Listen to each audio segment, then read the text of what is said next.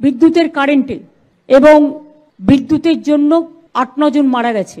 আমি সকালবেলায় সঞ্জীব গোয়েঙ্কার সাথেও কথা বলেছি এবং তাদেরও বলেছি যে আপনাদের যেখানে যেখানে যা তার পড়ে আছে এটা আমরা দেখি না, এটা রাজ্য সরকারের হাতে নয়, এটা প্রাইভেট সেক্টর, আমাদের সময় নয়, এটা বামফ্রন্ট আমলের সময় থেকে ওরা পেয়েছিল।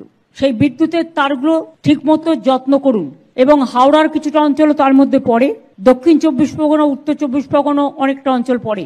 যারা মারা গিয়েছে তাদের পরিবারকে সাহায্য করার এবং তারা যাতে কোনো কাজে সুযোগ পায় তার ব্যবস্থা সরকার করবে। কিন্তু বিদ্যুৎ দপ্তরও, বিশেষ করে সিএসসি দপ্তর, তাদের দায়িত্ব অস্বীকার করতে পারে না। তাদেরও 5 লক্ষ টাকা করে কম্পেনসেশন মিনিমামে ফ্যামিলিগুলোকে দেওয়া উচিত। যদিও মৃত্যুর কোনো বিকল্প হয় না। প্রায় 9 জন মারা গেছে ইলেকট্রিকিউশনের জন্য।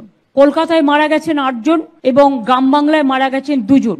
একজন বিষ্ণুপুরে আমতলায়, আর একজন মারা গিয়েছেন শাসনে, উত্তর 24 পরগনায়। সুতরাং তাদের দায়িত্ব তারা পালন করবে, আমাদের দায়িত্ব আমরা পালন করব। আমি এখনো বলছি, মৃত্যুর বিকল্প কখনো কোনো টাকা পয়সা দিয়ে হয় না।